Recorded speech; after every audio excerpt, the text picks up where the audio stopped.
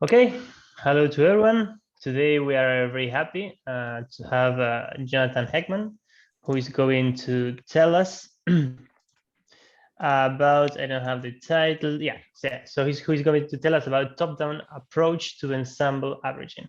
So Jonathan, take it away. Okay, so while I'm getting set up, let me say thanks very much for the invitation to give a talk here. And I'm sorry I couldn't visit in person. I wasn't totally sure what the restrictions would be on, like, if I got COVID, if I couldn't get back into the States because I have to teach. So anyway, so thanks for understanding that I had to do it via Zoom. And hopefully I can visit in person soon. Anyway, so thanks again for the invitation. So what I'm going to talk about today is a paper which came out basically, I guess, November of last year, and it's based on this paper here with Andrew Turner and Xingyang Yu. So Andrew's a postdoc in the group, and Xingyang is he's actually a visiting graduate student from NYU, but he's in the Penn area, and I think he's applying for jobs next year. So what's the idea? I'll first try to provide some motivation for why we were considering what we were considering. And then I'm going to tell you about, so basically the idea is to indeed consider like building like top-down ensemble averages, by which I mean embedding them into string constructions. Then what I'm going to do is kind of explain like how we're going to try and generate what's the general prescription for generating such distributions. And then I'll turn to some examples showing how we can manage to build ensemble averages in this stringy setup, and where we have limitations in what we can build at the moment, and where there might be something more intrinsic going on and where we didn't have much success also. And then I'll summarize and tell you about kind of what I think are some interesting future directions. Okay, so let me begin with some motivation here. Ensemble averaging in general is kind of an interesting thing to consider. It provides you with a way of kind of accessing complex behavior in various kinds of quantum field theories. And also the hope is that it provides you with kind of like typical behavior in many kind of complicated systems. It's famously been used in many condensed matter systems and to study very strongly correlated systems. And recently it's also become kind of a prominent feature in various aspects of the ADS-CFT correspondence.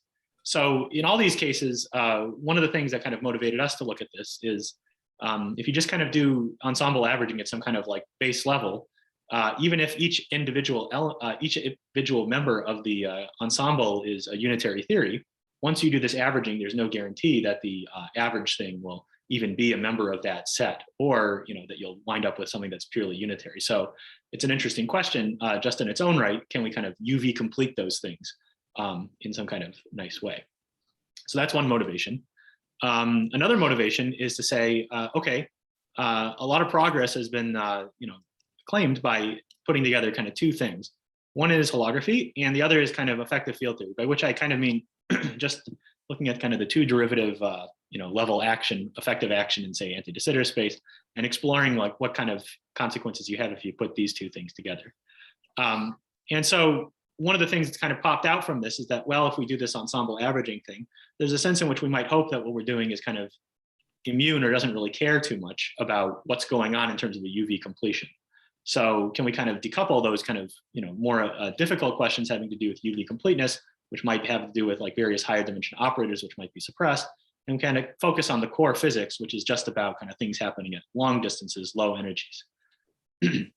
So I don't think I have to tell this crowd that this is, of course, a pretty prominent subject. Many of you have written more top papers on this than I have. And UV completeness is not necessary, or perhaps more provocatively, you might say not even desired in this level, because you say, well, I don't care about it. It's an effective field theory question. Why should I care about the UV completeness? Okay, so what we're going to be doing is kind of exploring, kind of motivating.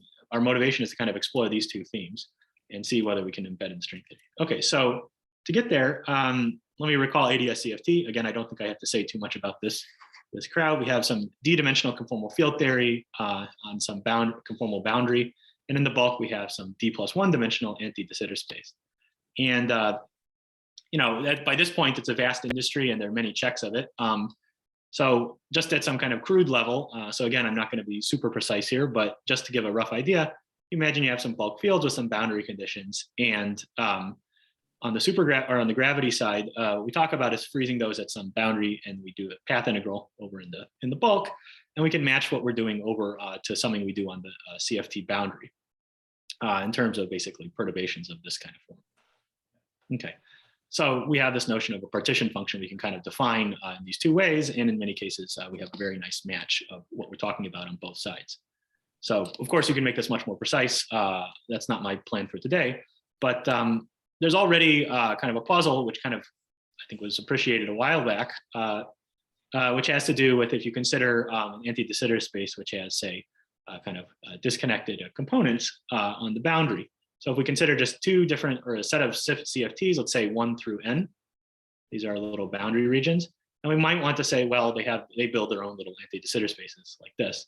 But of course, from the gravitational path integral point of view, it looks like we can potentially connect what's going over here to this one over here. So part of the puzzle is, from the way we've defined it in terms of the CFT, it looks like there should be absolutely no correlation. But if we look at what's going on in terms of the bulk path integral, there might be something connecting them. And I'll just refer to this kind of loosely as a quote unquote wormhole.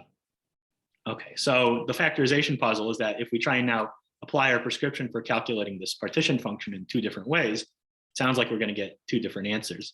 One which doesn't look like it factorizes, the gravitational one, and the other one on the CFT side where it looks like it's just breaking up into these independent pieces.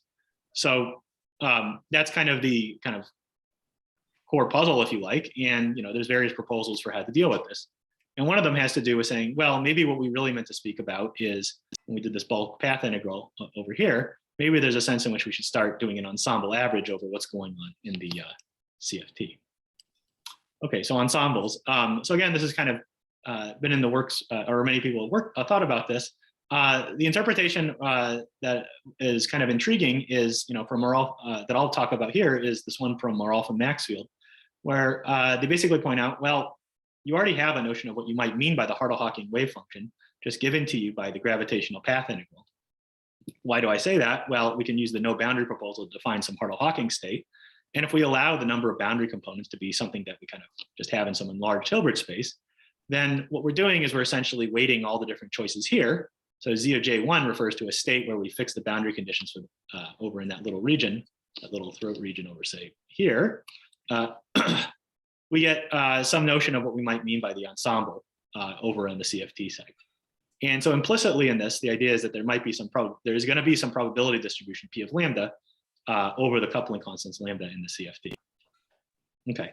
Now, having said that, I mean, this is a nice thing to do, but actually, calculating it is, quite challenging. And so, I mean, I think it's only been carried out in, very simple systems where it's kind of like effectively a topological theory, like gravitational topological theory. And so, it's a nice thing to propose, but the question is whether you can actually calculate it, extract like a true prediction for what P of lambda would be in such settings. So that's one point of view. And it's kind of a very appealing point of view to just say, well, look, I mean, I know I'm going to get to talk about a Hartle-Hawking wave function. It does something for me. Now, on the other hand, okay, so I already said all of this. We get some saddle point contributions. It seems to be just what you might want to talk about when you say Hartle-Hawking. Now, on the other hand, this also kind of leads into some implications as we're talking about now Hartle-Hawking wave function for so-called baby universes. And the rough idea is that we might imagine that this is supposed to be now like a time evolution going forward. And if we imagine slicing it open, this little baby universe is this little handle that's getting generated. And if we slice it off and we kind of rotate our picture, we can think about this as kind of one of these little boundary throats being created.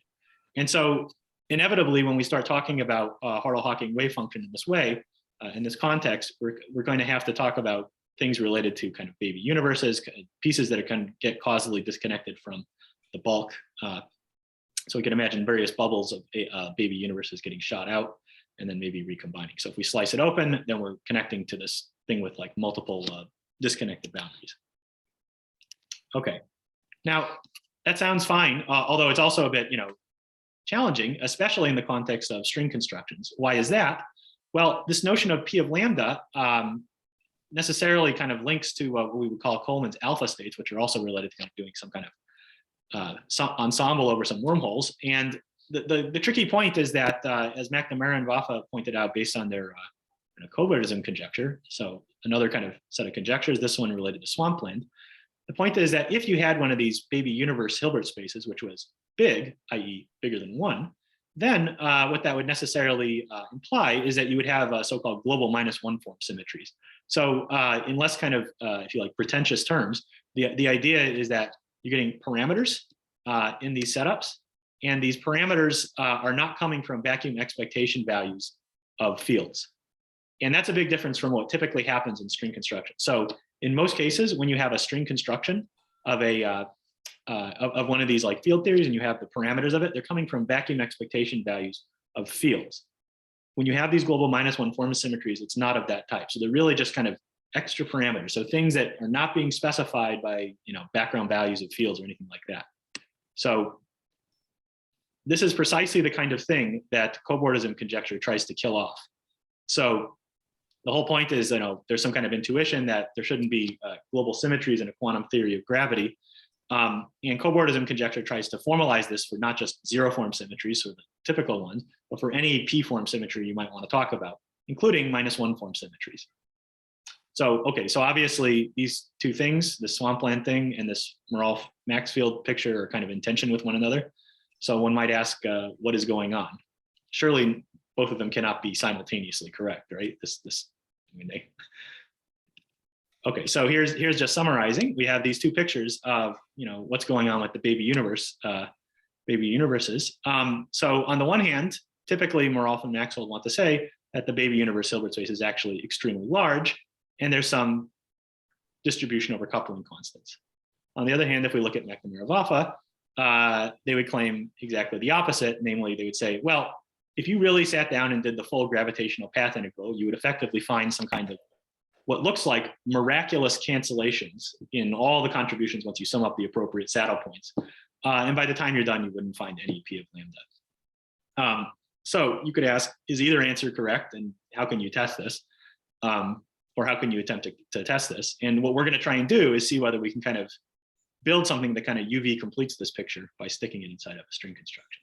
Now, having said that, there's also like yet another point of view, which is, if you like, a rather conservative point of view on the whole thing, which is that, look, maybe there's no actual averaging going on in the full system, but maybe it just looks like an effective averaging because we're dealing with a set of states which might be very complicated, and so there's an effective chaotic dynamics to it, and that's what's really driving the show. So this is kind of a point of view. I'll just refer to it as Schlinker-Witten because there's lots of papers on this, so I'm sorry if I'm not citing your favorite one.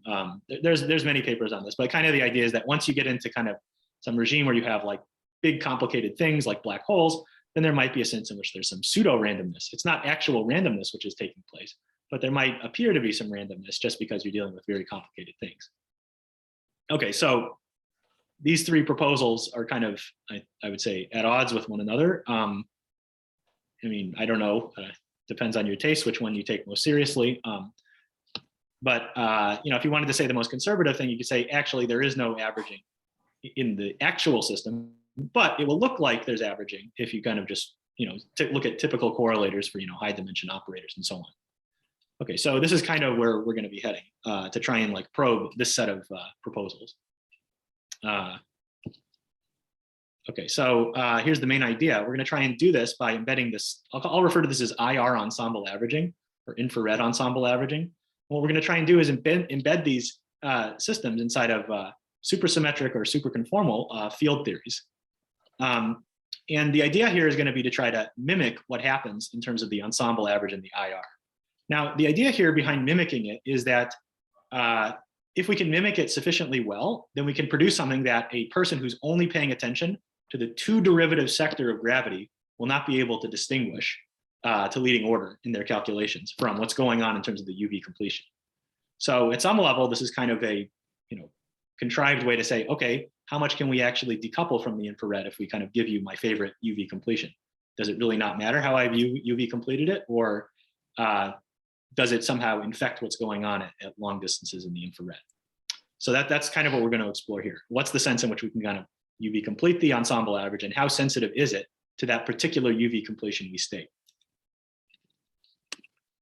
Okay, so another motivation is, of course, just as I've already kind of said a couple of times, it's interesting to consider how you would engineer ensemble averaging in its own right, and UV completing it sounds like a natural thing to try. Okay, so punchline number one, I'm going to tell you a technique for constructing such ensemble averages via string compactifications, and I'll present you with some explicit examples. First, I'll tell you the general idea, but then I'll move to some specific examples. But there's a price we pay. First off, it's a string compactification, so there's going to be like a UV cutoff to what we do. That's not so shocking. You know, anybody writing down like a true derivative effective field theory would say the same. Yeah, there will be some high scale where things break down. There's also what we'll refer to as an entropic breakdown. And this thing happens due to kind of sampling a distribution too many times. And so once we do that, we can kind of see this at infrared energy scales. So even if you remain as a low energy observer, there's a class of observables that you would have access to just by accessing things that have large numbers of microstates or things that have a large, numbers of samples that you're taking from the distribution. You can start to distinguish already in the infrared what is going on. So this would impact what's going on for, say, various statements about black holes, where, say, the number of microstates might get much bigger than that sampling cutoff NUV. And I'll explain how that comes about in just a moment, but in the next part. But maybe before I do that, I should ask if there's any questions about kind of the motivation or what we're going to be trying to do.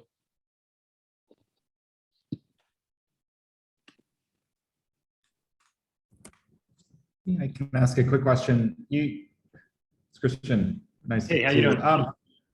Good. I'm confused by your phrasing. That's sort of the party line before a few years ago. That dimension of baby how to say it, Hilbert space of baby universes is trivial. That's at odds with the observation that there might be averaging over energy windows in the spectrum of black hole microstates, the recent paper of Edwards. Why would you say that those two things are at odds with each other? Certainly, dimension of Hilbert, you mean this one, right? Hilbert space. In other words, why are 2 and 3 in conflict with each other? This one here and this one here? Yeah. Oh, no, I would say these are not in conflict with each other. Okay. Sorry, I'm just saying that like all 3 of these cannot be simultaneously true. That's more how I want to present it. Oh, okay. Now, the other point, though, is that there's something which is not particularly satisfying about number 2, which is that you could say, okay, great, maybe there's no ensemble averaging, but then it doesn't tell you anything about what's actually going on in the CFT. I mean, you're kind of ducking the question completely here because you're saying, great, maybe there's no ensemble averaging. And how come it looked like there was ensemble averaging going on for certain kinds of black hole states? So it's kind of a non-starter from the point of view of like really getting into what actually happened in the CFT. So it may be true, but not useful. Yeah. So there's a sense in which, as a purist, you can say it can't be this, Marolf Maxfield thing. But, at the same time, you say, well, gee, I mean, all I did was I wrote down the effective action and tried to compute a wave function of the universe. That sounds like a reasonable starting point. So anyway, so that's more what I had in mind. So 2 and 3 are they're compatible with one another. And I think, we've already kind of, in some follow-up work, we've kind of already spotted some ways in which this is not quite a completely healthy statement. But anyway, but maybe I won't talk about that now. But that's anyway. So that's all I meant by that question. Does that answer your question? Yes, it does. Thank you. Okay, thanks. Yeah, please ask me as many questions as you like. Okay. So let's see. So let's get into disorder averaging. Okay, so this is something you can do in a field theory. And what we often do is, we take some parameter, I'll just call it lambda. Sometimes we promote it to a position-dependent thing. And what we do, so what I'm going to be referring to is called a quench disorder. We're going to compute a correlator with respect to a fixed value of the parameter. And then we're going to do a further averaging over that coupling constant. Okay. And then we'll refer to that the average correlators like this one with like a little bar on top. And the idea is that this is potentially very useful. It shows us with typicality and so on. I'm not really. There's too many papers to cite, so I'm sorry if I haven't cited the appropriate one for you. But the idea is that it's something that's of interest right now, and it's it informs a lot of different questions having to do with like complicated dynamics and various kinds of quantum field theories. Okay, so can we generate this P of lambda? Now, an important point actually is that I'm going to be interested in not so much the case where lambda has position dependence, but rather the case where it's completely independent of position. the case where it's position dependent is something that BJ, Andrew, and I, and also Elliot Lapellis at Penn explored a while ago, where we basically take like a setup with 2 stacks of branes, and you kind of you look at the entanglement between those 2 stacks, and that allows you to kind of, in some cases, generate a position dependent P of lambda of X. That's not what we're interested in here. And part of the reason for that is in the baby universe proposal that Marolf and Maxfield are giving, they go to great lengths to explain that actually they don't want that to happen. They want a straight coupling constant. And part of the idea is basically to not have a violation of like Gauss's law on diffeomorphism, if you like. So the idea is that if this is really asymptotically, you don't want to have any like, position dependent source for kind of diffeomorphism stuff happening over here. And so that means that we're talking about really having lambda be constant, not having any kind of position dependence at all. And that turns out to be a pretty challenging case to engineer. So that's interesting in its own right. Okay, so what I'm going to tell you about now is our proposal for how to build things that look like P of lambda. Okay, so here's the main idea. I'm going to be talking about this in the context of a string theory construction. So where do we get our coupling constants from in a string theory construction? We're usually getting them from so-called moduli. So these are, typically determining the shapes or sizes of the extra dimensions. It might have to do with, degrees of freedom that are localized on a brane. But it's really, what I'll focus on here is really these geometric moduli. So if I change the shape of this internal geometry, then we can change the coupling constants.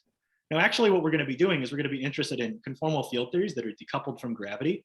And so for that reason, the extra dimensions are actually going to be non-compact.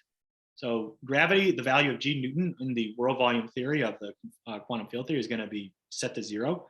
But what we're going to be interested in is seeing what happens if we vary the value, the local shape of the internal geometry, or the extra dimensions, as we go from an internal point over here to an internal point over here. So here I've tried to indicate like what's going on with this shape parameter, this modulus. It can have one value over here, let's call it lambda 1, and another value over here. And what we're going to do is we're going to stick probe branes near each of these regions. And then the point is that those things will generate different values for the coupling constants in the residual, in the quantum field theory we engineer. Okay, so here's what we're going to do. We're going to try and approximate a distribution. So it's basically just going to be like binning statistics and things like that. So we have some coupling constant down here. We have this lambda. And then we're going to try and get certain numbers of stacks of branes to have certain values of those coupling constants. And we're going to try to just adjust at will the kind of number density or the number of regions that have a particular value of a coupling constant. And then by adjusting it in some way, here I'm trying to approximate, I guess, a bell curve or a t distribution, something like that. You get something that looks, what we're going to find is that you can kind of start trying to engineer your favorite probability distribution, whatever it might be. Okay, so the idea here is that we're going to be chopping things up into these bins. And part of the point is that the reason why we're not actually putting like delta functions, we're actually giving it some finite width, has to do with the fact that the branes themselves have some kind of finite spread. They have tension, they have some size, and so there's kind of some region of fuzziness around them. So you can't just say that it's sharply localized at a particular point in the geometry. So that tension comes with some characteristic scale. It goes like 1 over some scale to some power. And so that's the reason why we get these little, bins, these histogram bins, rather than just, little sharp jagged spikes for a Dirac delta function. So that's what we're going to try and engineer, these kind of little bins to make our favorite smooth distribution, whatever it might be. Okay, so here's the idea. So each one of those stacks I gave you, I'm going to define a set of operators. I'll call them bold O. So each stack is building a quantum field theory, but in fact, all the branes together are building an even bigger quantum field theory. So there's an enlarged Hilbert space over all of them. And what we're going to do is we're going to take the exact same kind of operator for each of those stacks. So let's say we're doing like Yang-Mills theory, we'd write trace F squared. So for each one of those stacks, I'm going to write trace F squared in one stack plus trace F squared of the other stack, and so on. And I'm going to sum them up. Now, the point is what we're going to do is we're just going to focus on a particular subclass of operators. I'm going to call these bold O's. Okay. And so what you can think about this as doing is starting from the big Hilbert space with all the stacks, and we're projecting down onto a particular diagonal subspace. Now, when we start calculating correlation functions in the system, because of that projection, there's going to be an overall 1 over k. K is the total number of stacks. And we're going to start calculating correlation functions. Here I've written, I guess, one with 2 operators, like this. And this calculation is taking place in the full quantum field theory. And really, I'm only going to focus on connected correlators. So what happens if we do that? The point is that this thing is going to build up an approximation to an ensemble average.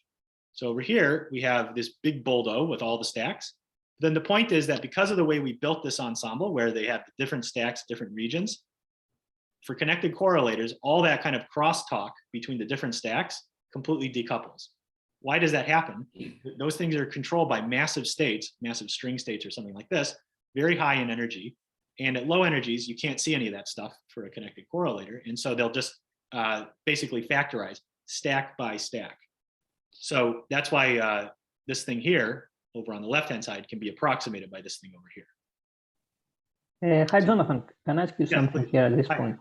Isn't this making a connection in the UV and essentially splitting in the infrared? Because in wormholes, you might expect that you have these joint boundaries and then they are connected in the infrared. Isn't this doing the opposite thing? You're connecting things in the UV. Yeah, I'm going to come to that. I'm going to come to exactly the interpretation of this in just a moment. So, okay, thanks. Yeah. The other thing to point out, though, is that also these stacks, each one of these stacks, you might be tempted to say, oh, I should talk about a little wormhole that connects each one of the little throats. It's very tempting to do that, but I don't think that's actually 100% correct for what we would say as a low energy gravity person in terms of trying to see this connection. So I'll try to come back to that point because it's an important point. So ask me again in a few minutes when I give you the what we think is going on in terms of this interpretation. So the first statement is, okay, this is implementing some kind of averaging. So the point is that these bold O's are generating an ensemble average. So at that level, I said, I don't know anything about ADS CFT, which isn't well true. Then the point is that you could say, okay, well, all I wanted to do was engineer ensemble. All I'm going to talk about is these bold O's. They seem to be building some kind of P of lambda average. Great, but it's one that I can UV complete. So the nice thing here is that if I go to sufficiently high energies, then I'm sensitive to all the stacks. I break the replica symmetry, and then I'm sensitive to many more states that I might have thrown out. Now, what does this have to do with holography? Let's suppose that each one of our little stacks built what I'll call like a standard anti-de Sitter space dual. So the classic example, let's go all the way back to Maldacena's first paper where he looked at a big stack of D3 branes. He took the near horizon limit of that, and then that was described by ADS5 times S5. So we can imagine we have these little, pockets of D3 branes, large numbers in them, and we take the near horizon geometry of each one would generate its own ADS throat. What is this thing doing, this OO prime correlator building? It's reconstructing a single ADS throat. It's not constructing a bunch of individual ADS throats, just a single one. Why do I say that? Well, we can follow the procedure in Gubser, Klebanov, Polyakov. We can just say, let's take a look at the correlation functions here. We get the 2-point functions. And from that, we can say, I can reinterpret that in terms of, some wave equation for a bulk modulus field. And, it's got a particular boundary condition. If this thing had a fixed scaling dimension, then I could tell you what the exact asymptotic fall off is as I go towards the ADS boundary, conformal boundary. So all of that can be done just according to the standard Gubser, Klebanov, Polyakov procedure. You can also do more sophisticated things like, look at, RT surfaces and so on, but it all kind of works the same way. So now let me come back to this point about G. It looks like you built a bunch of throats in the UV. Isn't that the opposite of what you want to do? The point is that these O's are not actually describing different ADSs. The bold O's are not. These O's over here, the unbolded O's, those guys for sure move around in their own independent throats. But that's not what I want to talk about. What I want to talk about is the projection onto this particular Hilbert space spanned by the or correlators just associated with the bold O's. So if I move one of these things over here, all the other ones are moving simultaneously. So in that limit, we have some replica symmetry, and I can interpret what I'm doing in terms of a single ADS with something funny happening off at the boundary. So that's the main idea.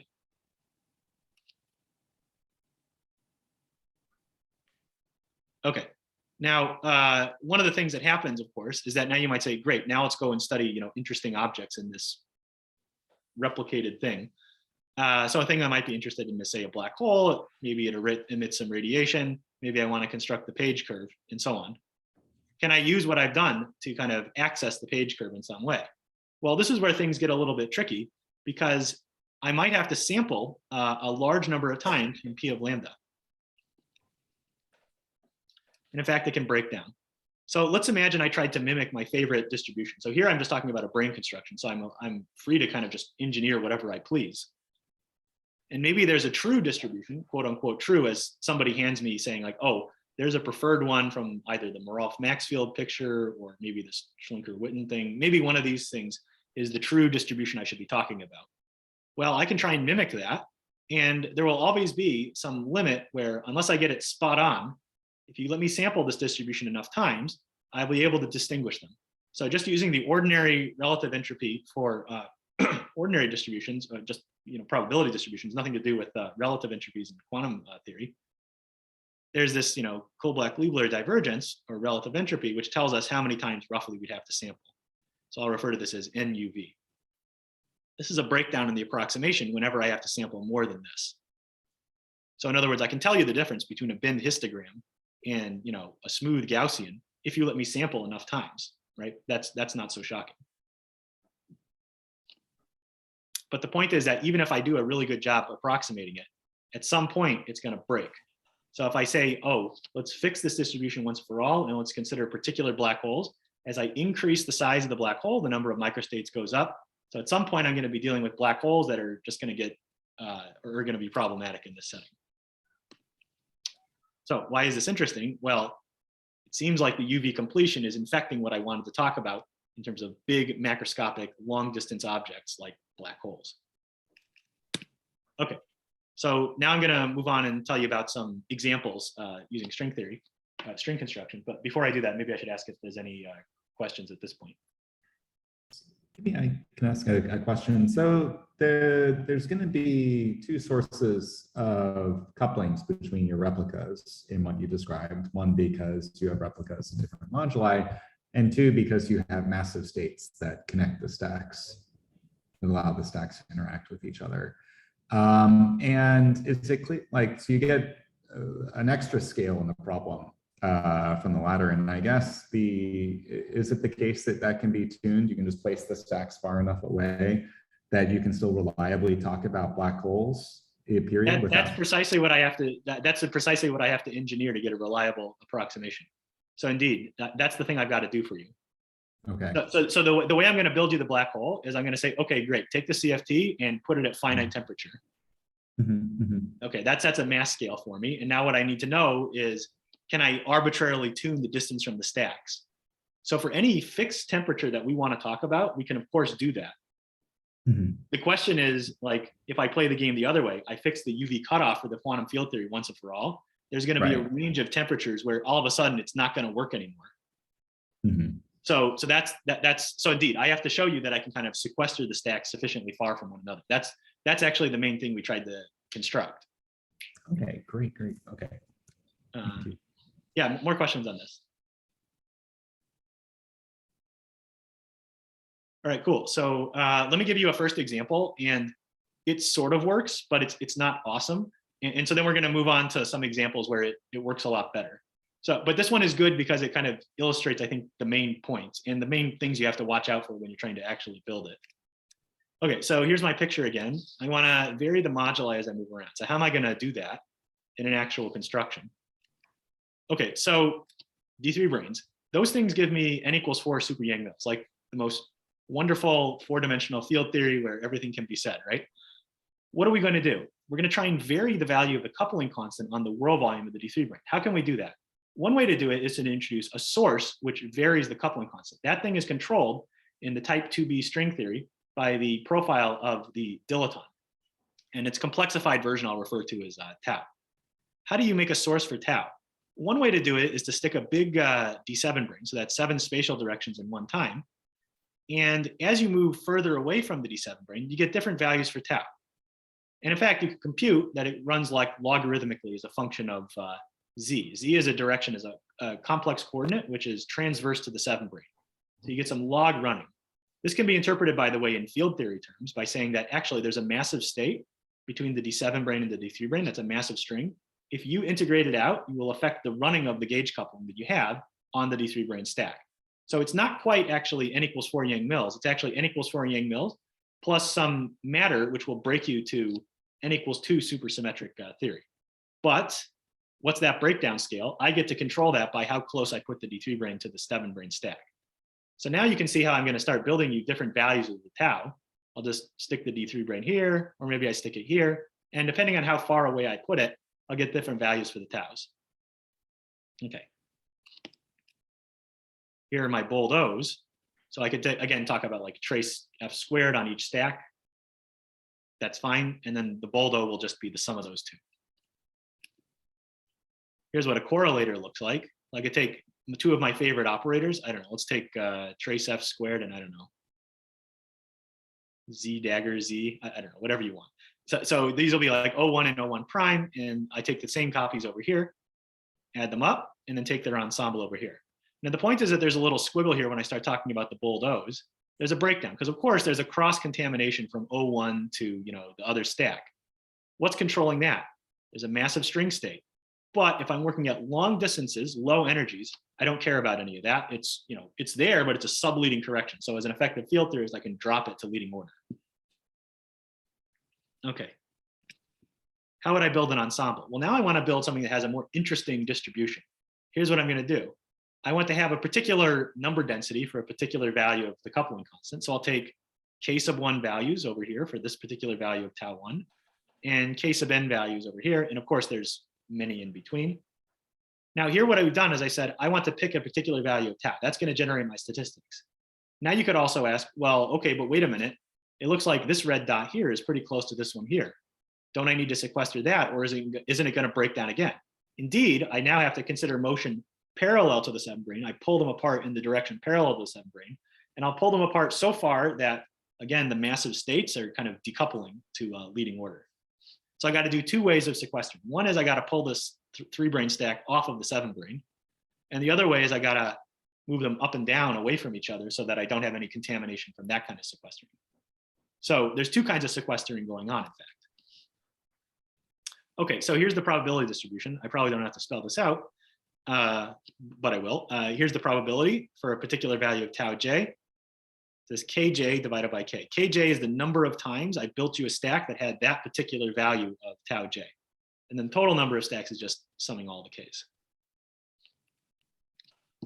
Okay, and then that's how I do it to build you your favorite distribution. Here, I guess I'm being a little pretentious. I'm not talking about tau. I'm talking about the duality invariant version. It's the j function. Not important. The point is that there's a coupling constant. We can kind of start building a binned approximation. That's the really important point. Okay, so when is this thing going to break down? There's 2 kind of UV cutoffs we have to be, or 2 UV scales we have to be paying attention to. I need to work at energies where, first of all, the 3 branes have to be really far from the 7 branes. Otherwise, I've got a light state that I have to worry about. And then I have to keep the 3 branes away from each other too. So I'll use the 8, 9 directions, the direction transverse to the 7 brane, to tune my value of tau. And then in the 4, 5, 6, 7 directions, I can move all the D3 branes away from each other to start building a sequestered configuration. Okay, so what do we actually get when we do that? This is a pretty tunable thing. There's no real penalty in moving them as far apart as you like for any particular scale you want to set. This one here, the distance between the 3 brane and the 7 brane, is more problematic in this particular example. So why is that? There's particular values of tau that I can only get to if I put the D3 brane really close to the 7 brane. So I'm going to have to cut things off. I'm going to cut my tail off right here. And in this sense, I'm always limited in terms of the kinds of distributions I can build for you. Okay. What's the gravity dual of this? Well, okay, so as I was mentioning, this one's not super awesome. And the reason is that the values of the cosmological constants in the different throats are not actually all identical. Why is that? Well, I varied the dilaton. What sets the value of the cosmological constant in the usual n equals 4 Yang mills and ADS5 times S5 story? It's this particular Tuft coupling, G string times n, what we do is we take this decoupling limit where G string goes to 0, n gets really, really big, but we hold G string times n, fixed and big. And that controls the value of the ADS radius and the S5 radius. Now, since we're playing a game where we fixed n and we're letting G string vary, we're not doing a very good job with that because the values of the cosmological constant in each one of these throats will be different. Now, one thing that we didn't do in this paper, but after the Schlinker-Witten paper, we're willing to kind of, I guess, I don't know how to say it, lower our standards. We're now playing games where we kind of let n vary as well. And so if we do that, then we can actually get nice configurations where the values of the cosmological constant are like nailed down in each throat. But you're playing a price because you're saying, well, now I can only do things at kind of large n. So we didn't do that in the previous paper because we said, well, that's cheating because they don't have the same operator content in each stack. But if you're willing to cheat, then it gets a lot easier. All right, isn't that also cheating in the sense that you're changing the boundary conditions at infinity? You have a very different amount of units of Ramon flux in your different throats. It's not so bad. It's not that bad because, well, it's not that bad because the whole, we're exploring it, so I don't want to say too much about it. I mean, so I don't know exactly how it's going to shake out. But part of the point is you can kind of jump the value of the Ramon flux by allowing like domain walls. That's the way that Schlinker and Witten do it anyway, right? So they have like a throat with n, and they have a throat with n+1, and then they have a domain wall which kind of jumps across. That's very easy to engineer in the string theory setup, right? Just take a D3 bin and let it pass down the throat. So we know how to get all those ingredients in the game as well. So anyway, I don't know exactly how it's going to shake out, but it sounds like we can get closer at least to kind of making an n=4 Yang-Mills version work. But I agree with you. It sounds a little shaky because we are kind of varying the boundary conditions. Yeah. Okay, so that one kind of worked, but so that exhibits the key idea of like building an ensemble over the couplings. But at least as far as holography is concerned, we can see limitations. Can we improve on that? So now I'm going to turn to some more examples, and I'm basically going to proceed by space-time dimension. Now, what's interesting is that we have the best success actually in 4-dimensional theories, which is not the case where people would say, oh yeah, I really trust what I'm doing in terms of the gravitational path integral. That's usually in much lower dimensional settings where things turn into a very kind of like almost topological type of computation. So we can kind of build things in lower dimensions, but it's not as sharp in terms of the kinds of constructions we can do in 4D. So I'll just explain like what those limitations are. And over here, we don't have any, and the reason is basically because we don't have any like supersymmetric deformations that we can speak about for more than 4D. But again, if we lower our standards, then and let n vary and so on, then it gets a lot easier. Okay, so let's do d=4. That's the kind of example we seem to have the best control over. Okay, so here's what we're going to do. You don't have to know what a LST is. It's a little string theory. It doesn't matter too much. The point is that in very concrete 4-dimensional gauge theory terms, however you manage to engineer it, there's a gauge theory we want to talk about. Here it is. What is it? Each of these circles corresponds to an SUN set of gauge fields.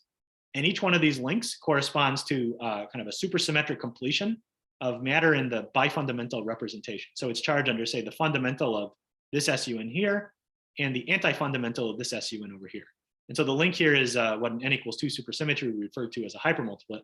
But the point is that really that, this is just some particular quiver gauge theory. It's known to build a conformal field theory. And if I take the n very large, I can even build you something that has a holographic dual. Sorry, was there a question? Oh, maybe it was just a sneeze. Okay. So what are we going to do? This thing we know how to build in string construction. I'll tell you some different ways to build it to exhibit like the ensemble behavior of this. What we're going to do, so again, this is a bit in like F theory terms. The idea is that you can build these little string theories and you can kind of populate them in the base of an F theory geometry. Now, what is controlling the ADS radius in these examples? It's actually a particular linear combination of the inverse gauge coupling squared. That's the thing that translates into the dilaton, if you like, in the type 2b supergravity language, and also corresponds to the value of this G string, and also the thing that controls the ADS radius. So it's this G string times n again. That thing we can now hold fixed. All we have to do is vary the moduli in the internal geometry, keep that one linear combination fixed, but everybody else we allowed to just do whatever they're going to do. They let them vary as you like. So in this node here, I have 1, 2, 3, 4, 5, 6 nodes. One of those linear combinations is fixed, but the other 5 are, you're free to adjust them as you please to build your favorite ensemble with respect to those 5 independent degrees of freedom. What this means is that we now have another knob to kind of keep the anti-de Sitter space radius fixed in the gravity dual, but still engineer something that has an ensemble over the remaining couplings. Okay, this is the same thing. I'm just presenting different like brain constructions and so on of the same thing. Here, each one of these crosses is what's called an NS fibrane, Neves-Schwarz fibrane, and these little red lines turn into the what we call D6 branes. Each red line here is the gauge group, and each little thing here, there's like open strings that kind of connect across the cross. Those are the bifundamentals. So this is just another way of engineering exactly the same kind of quantum field theory at long distances. And here's another way of building it. A bunch of hypersurface singularities. They all kind of look like this. And what we do is we take a bunch of D3 branes and we stick them right on top of the singularity. So again, this is a pretty well-known construction from kind of the early days of D branes. The point is that we can kind of replicate this singularity over and over again. So here what we do is we just take this singularity at each z equals z sub I, you get a singularity of a particular type, stick your D3 branes right at u equals v equals 0 and z equals z sub I. You get multiple copies of exactly the same quantum field theory repeated over and over again. Okay, so I already said this, but I'll say it again in terms of the slide. Here, what we're doing is we're able to fix the value of G string n. That's that one linear combination. Everything else, we just let it do whatever it wants, and therefore we can engineer an ensemble over those remaining 5 parameters in that case I told you about. But in general, if it's like a quiver with some number of nodes, only one is fixed, and the remainder can be just ensemble averaged as you please. So whatever distribution you want to talk about in this example, we can engineer it. Now, you might say there's a particular preferred one from summing saddle points in the gravitational path integral. Great, I can mimic that one too. There's nothing particularly special about any of these ensembles from this point of view. Okay, so we have various generalizations of this, but the point is that, like in this case, we kind of can really hit every possible choice of probability distribution, and it's completely flexible. Any questions about that?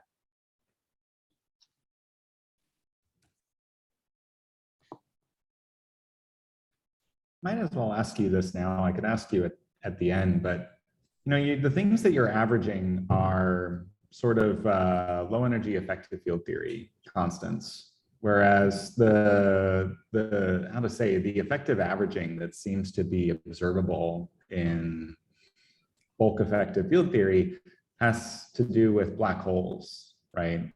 This is the the averaging is taking place above the black hole threshold with the parameters describing the Hamiltonian of the dual black hole.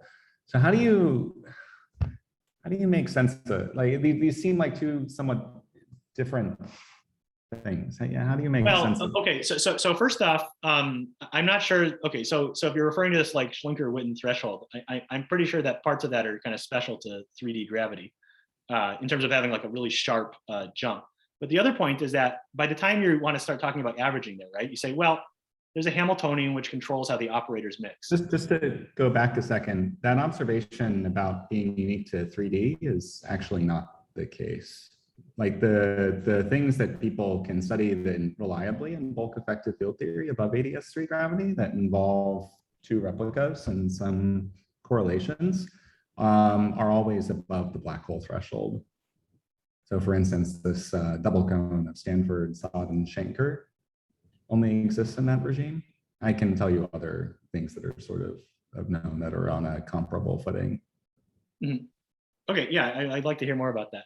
But the point I want to make though is that, okay, there's this Hamiltonian, right? Mm-hmm.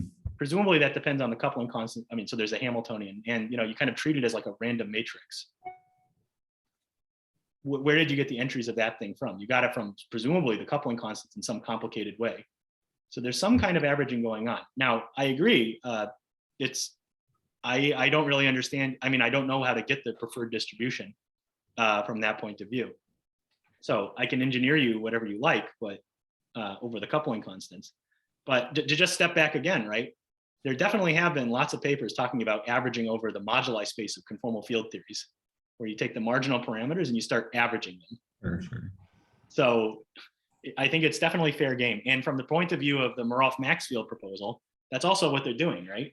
So I guess I'm not suggesting it's not fair game. I'm just, you know, I would have said the peculiar thing about averaging in the appearance of averaging in gravity is that it has to do with like that it's so that it leaves low energy things, for instance, strings in ADS, more or less alone. And yeah, it's not clear that that's sure, one can try to make sense of averaging over Yang-Mills coupling as a strategy and see how far it goes. But I thought this was the perplexing thing, that there's averaging in the black hole spectrum, but not below. I'm not so sure And it's how to make sense of that from. I don't know. I don't view it as cleanly as that. I mean, I don't know. So how would you think about factorization then? I don't know. I guess we're gonna. Yeah, well, I guess the question I'm asking, I'm trying to get your sense of what you think. I kind of view it as like, well, I think there's something kind of murky and ill-defined in the gravitational path integral. So I actually don't think it's as completely solid as, you know, folks want to claim and saying, oh yeah, I just calculated the gravitational path integral and it's totally fine. So, and then I do some sum over all the saddle points and everything will work out wonderfully. So I'm not sure that's a correct statement. And it's true that there's a sense in which, you know, for black holes, the averaging is only happening for like, even for like a single, you know, one boundary ADS, right? I think that's the point. But once I start talking about multiple boundaries and the wormholes that might connect them, I don't really, you know, see how to kind of completely disentangle the two pieces of the story. So it could very well be that there's two different notions of averaging one should be entertaining. One is to address something having to do with factorization breakdown, and one has to do with just, I want to talk about things that have high dimension Hilbert spaces. It could be that the resolution of those two things is just, they're not related to one another. That could be like, that could be another answer. So yeah, so precisely because I'm confused about what was going on, I thought, well, what is something I know how to do? I know how to UV complete things. So I'll stick it inside of there, and then I'll ask, with respect to the UV completion, what can I say about what's going on? So in many cases, right, we know that there's low energy effective field theory statements that are just, they don't UV complete properly. So it can be a very dangerous thing to say, oh yeah, it's an effective field theory, I don't care. That can be a very dangerous statement. So that's kind of what we wanted to see. Is it really true that it's a robust quantity? Does it really care about what you do in the UV? Sure, but the thing that you're seeing is that you sort of know how to do is how to engineer distributions over these low energy constants, but not something more. Well, so that's one of the things we're exploring now. Exactly, like, you know, can we probe this question about like the black hole threshold, and can we see like an effective averaging starting to kick in? That's something we're looking into right now. Even there, I'm not completely sold on the story that's been told in like these recent papers, like with like averaging over n and things like this. I think that's actually a fairly dangerous thing to do in many cases. But anyway, that's okay. So oh wow, we're almost at the time. Well, for 3D, it doesn't work so well. Part of the reason we had difficulty doing this case is that we don't actually understand very well how to geometrize marginal couplings in these settings. So in 4D, there's a pretty clean prescription for reading from the geometry what the coupling constants are going to be. For these 3D CFTs, a classic way is taking M2 branes, probing various singularities. Where the marginal couplings for those are is actually a bit challenging to read from the geometry. So that makes it harder. So I won't talk too much about that. For D equals 2, we can say more. So here's a classic setup that builds you ADS3. Take a black string solution and consider the near horizon limit of that. So this is the classic D1, D5 system. And related to this is this, you know, claim about, or these statements about like averaging over the moduli space of coupling constants there. So how are we going to build our ensemble here? We can take a one-dimensional slice through the space of metrics on this K3 that we wrap on. This K3 is just some particular four manifold with nice properties. And it has a big moduli space. And what we can do is we can use, so we had like basically these two directions here in space, R2. and then another complex line here. Geometrically, we can fiber that K3 over this thing and consider a whole family of K3s that are getting varied as a function of like where we are on this C. That builds us a whole family of different shaped K3s. Those are the different values for the coupling constants. And then we can move them apart from one another, whatever configuration we get, in the R2 directions. So we can build an ensemble, but only over kind of like a one-dimensional slice through the full moduli space, if you like, of the Narain moduli CFT. We don't know how to build something that kind of would uniformly average with respect to, say, the Zamolodchikov metric. We don't know whether this is just a limitation of the way we built it, but every time we've tried to build like a two-dimensional CFT with a holographic dual, we have not succeeded in being able to build like the most generic possible ensemble. There's always like restrictions on the kinds of distributions we can build. So here's an example that doesn't have a holographic dual. If you give up the desire to have a holographic dual, then it becomes rather easy to build ensembles over lots and lots of different coupling constants. So this is a variation on the theme I told you earlier of like NS5 branes and then D branes kind of suspended between them. Here it's D4 branes. These are called like so-called brain box models, or we were referring to them as like Minecraft models because you take the same building and then just kind of copy it over and over again, and then you change the shape and the size of it as you move around in the extra dimensions. So doing this, you can see that as you change the distance between the relative positions, then you're going to get different values for those coupling constants. Okay, so that's all I can say about 2D. What about in one dimension? Well, so here we can build things that look like anti-de Sitter space in 2 dimensions. That's supposed to be the case that everybody loves. Here, first of all, we cannot build straight ADS2. It's usually ADS2 times a 2-sphere. That's, I think, a well-known thing. But also, we cannot build an arbitrary ensemble. So the point is that the way you build this in string theory is you take like a Calabi-Yau threefold, a particular nice Ricci flat solution. If you wrap branes in a suitable way, you'll build a black hole. The near horizon geometry of that black hole is an ADS2 times S2.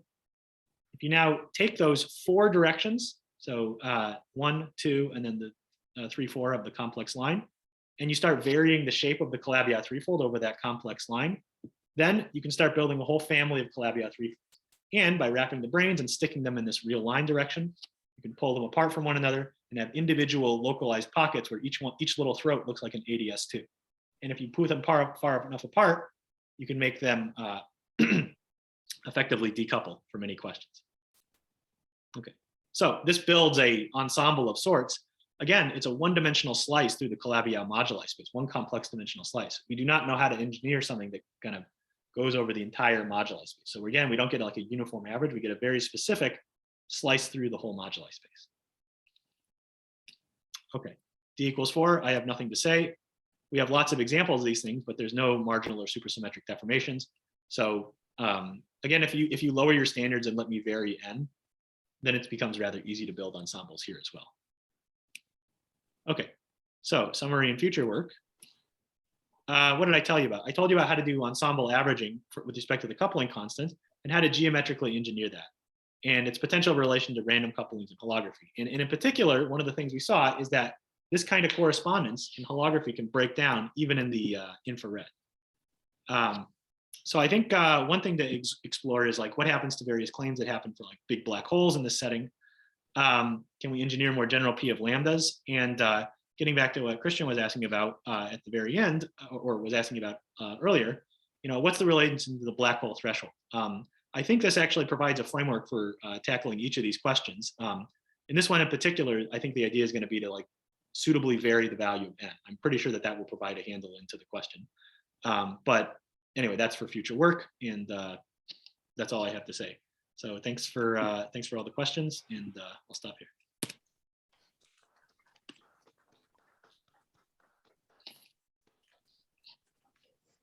Thank you, Jonathan, for a very nice talk. Do we have any additional questions?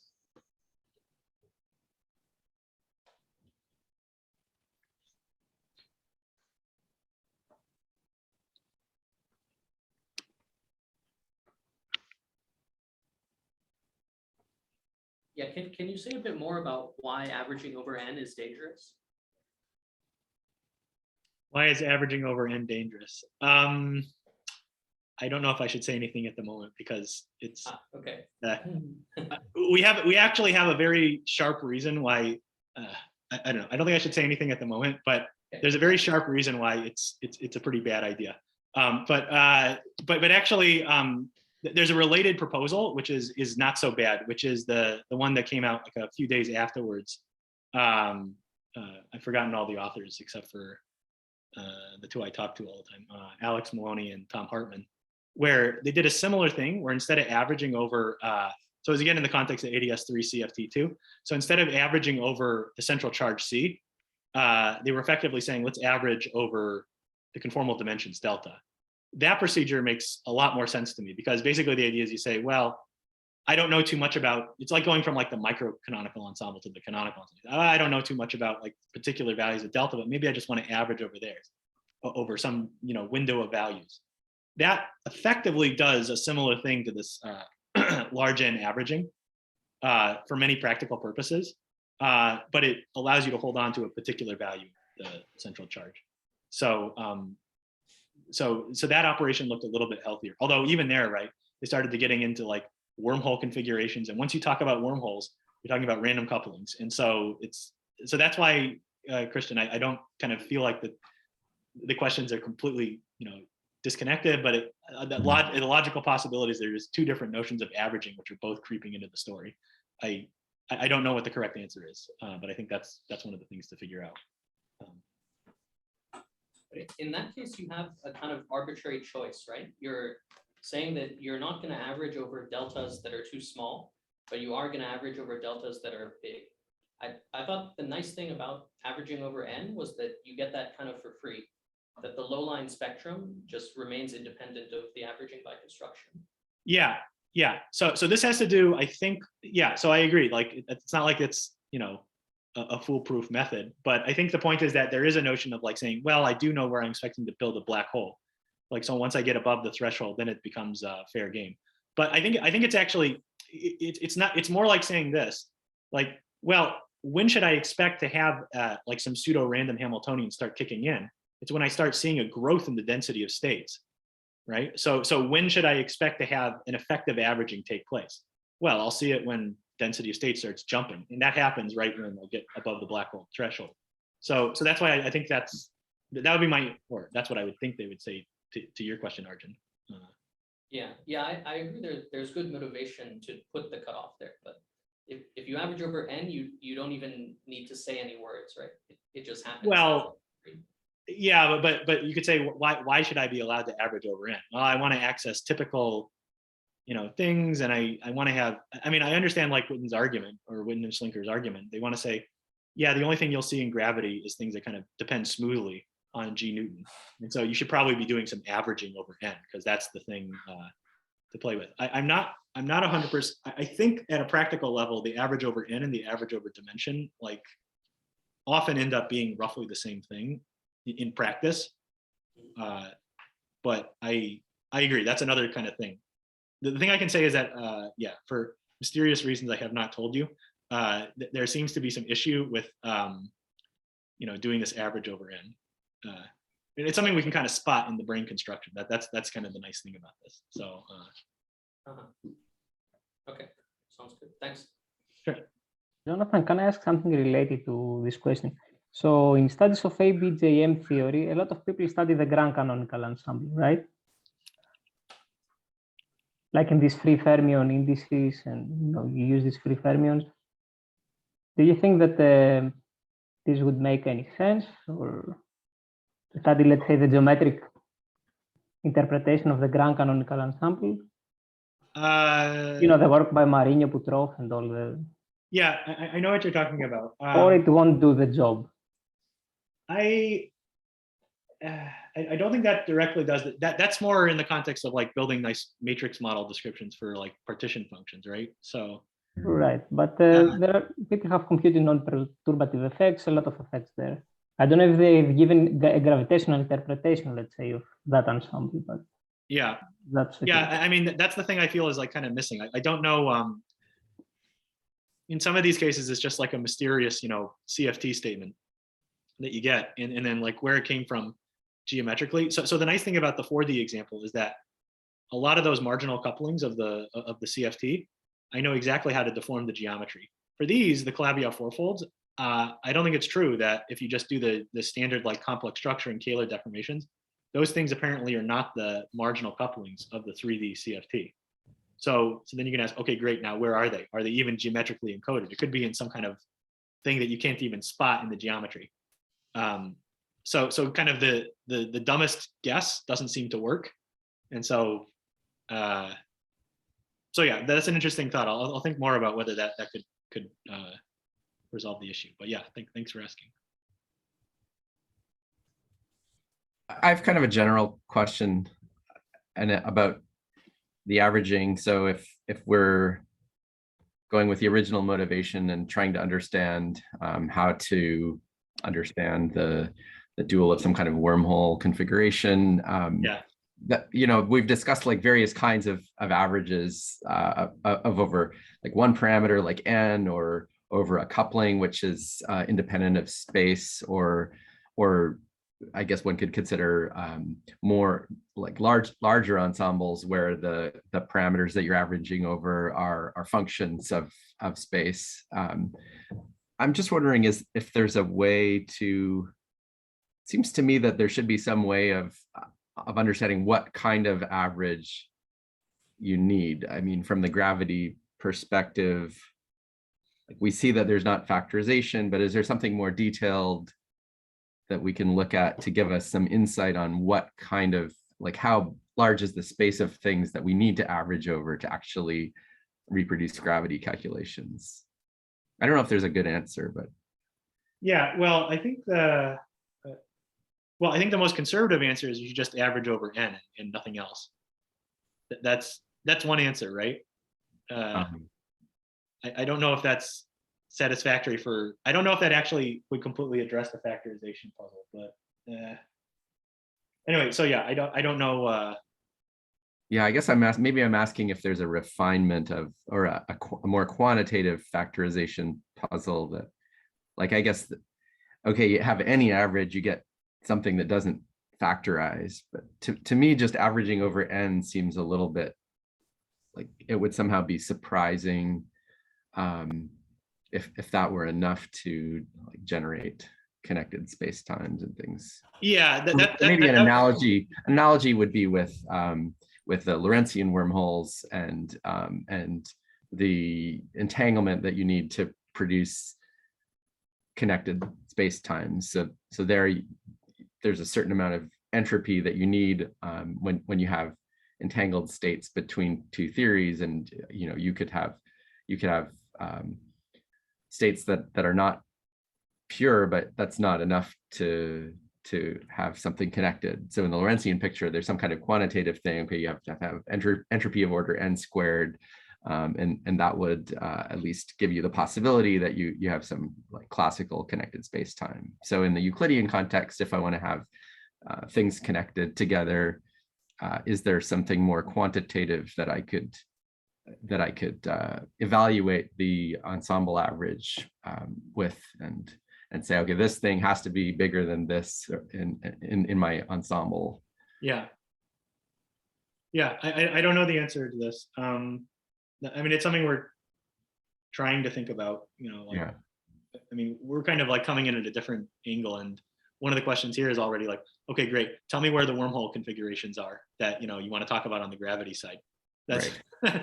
Right. So that's one of the things we're trying to do. Like, okay, great, now let's go ahead and build one of them, and that's indeed part of the like task 0, if you like. Right. Yeah.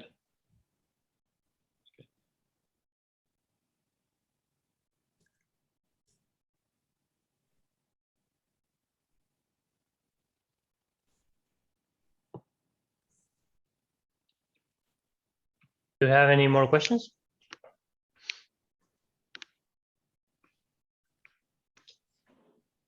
Okay, if we don't, let's thank Jonathan one more time. Great, thanks. Thanks for all the questions. Thanks for the talk. Yeah, cool.